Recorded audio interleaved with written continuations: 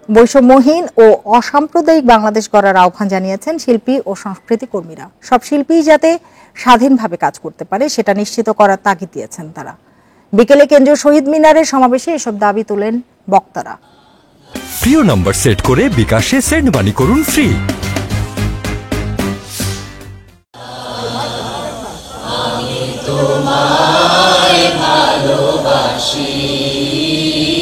ছাত্র জনতার রক্তক্ষয়ী গণ অভ্যুত্থানে পতন হয়েছে স্বৈরাচারী সরকারের। এরপরে চলে হামলা ও লুটপাট, ভাঙচুর চালানো হয় ধর্মীয় উপাসনালয়ে।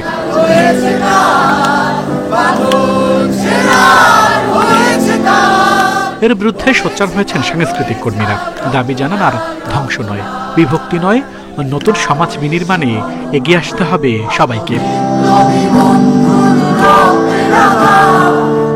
প্রত্যেকে যার যার লেখনী যে যার কর্মের মাধ্যমে, তার স্বাধীন মত প্রকাশের মাধ্যমে, তার কর্মের মাধ্যমে দেশের জন্য কাজ করে যাবেন।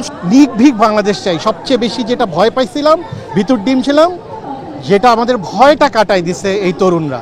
শিল্পীরা জানান সময়টা শুধু উদযাপনের নয়, উল্লাসের নয়, এখন মনোযোগ দিতে হবে রাষ্ট্র পুনর্গঠনে, গড়তে হবে বিভক্তিহীন সমাজ। দ্রুত শান্তি ফিরে আসুক দেশে, এবং ব্যক্তিগতভাবে এবং শিল্পী হিসেবে আমি চাইবো আমাদের শিল্প চর্চা এবং বাক স্বাধীনতা বাধাহীন হোক। সিনেমা বলি বা আমাদের গান সঙ্গীতের জায়গা বলি, নৃত্যের জায়গা বলি, মঞ্চের জায়গা বলি, সব জায়গায় যেন আমরা স্বাধীনতা পাই। গণমাধ্যম হোক, সেটা শান্তি শৃঙ্খলা বাহিনী হোক, সামরিক বাহিনী হোক, কিংবা যে কোনো প্রশাসনের যে কোনো শাখায় আমরা আসলে আমাদের আস্থাটা হারিয়ে ফেলেছিলাম। আমি চাই যে আমরা যে আস্থা নিয়ে আসলে এই সরকার গঠন হয়েছে, সেই আস্থাটা তারা যাতে ধরে রাখতে পারে। বৈষম্যহীন অসাম্প্রদায়িক নতুন বাংলাদেশ গড়ার দাবিও জানান কেউ কেউ।